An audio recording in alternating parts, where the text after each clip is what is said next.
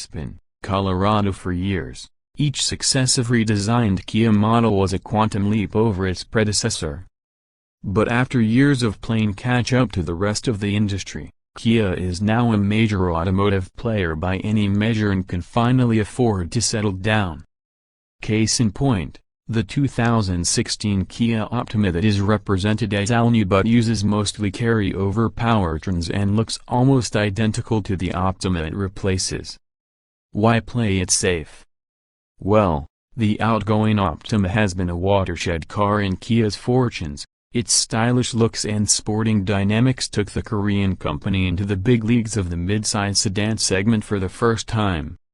In 2012, the Optima became the first Kia to sell more than 150,000 vehicles annually in the US, and it has maintained its sales pace since then.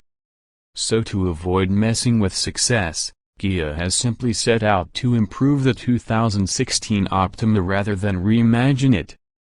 Will staying the course with the new Optima pay off for Kia, or will it restrict progress?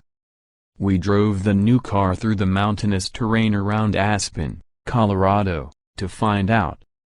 Starting from the top down, although the value-oriented LX and comfortably equipped X models make up around 85% of Optima sales, we spent most of the day driving the top model in the range, a loaded 2016 Kia Optima SXL with a turbocharged 2.0-liter four-cylinder. With its ambitious price of $36,615, the front-wheel drive SXL costs a few $1,000s more than loaded V6 versions of the Honda Accord and Toyota Camry, and seems to set its sights on premium cars like the Acura Kia Lotze and Buick Regal rather than mainstream family sedans. It's more our kind of car.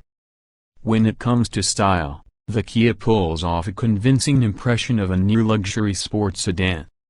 The overall shape is familiar, yes, but the lines are a bit sharper and tauter, and the graceful arc of the greenhouse and sharply wrecked rear glass make us think of the Audi A7.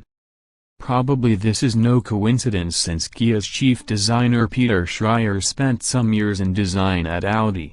Details such as chrome trim, LED lighting accents, and 18-inch alloy wheels elevate the impression made by this pleasing shape, and subtle sporting touches such as red brake calipers don't go unnoticed. The cleanly styled interior also looks and feels worthy of the price tag. Sharp-looking gauges are easy to read, the plastics are high quality, and the quilted Nappa leather adorning the seats is both attractive and plush. Above all, the refreshingly simple array of buttons and knobs is logical to use and requires no learning curve to operate. Kia's UVO touchscreen interface, which includes Android Auto and Apple CarPlay capabilities, is similarly intuitive, though the screen itself is a bit of a reach from the driver's seat. Raised expectations. The problem with reaching beyond the mainstream competition is that we raise our standards for driving dynamics, too.